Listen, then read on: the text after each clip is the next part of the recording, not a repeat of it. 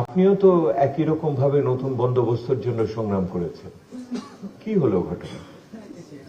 সংগ্রাম তো চলছে। উনি রাজনীতিবিদদের মতো উত্তর দেওয়া শিখে গেছে না? আরেকটু ভেঙে বলেন কি হলো ঘটনাটা। আমার মনে হয় যে প্রশ্নের উত্তর খুবই দরকার আমাদের। আপনি আমাদেরকে একদিন দাওয়াত দেন, সেখানে বলবো আর কি ডিটেইলস। না আমি এই মানুষদের প্রত্যেকদিন আনতে পারবো না, অনেক খরচ। হ্যাঁ বলেন।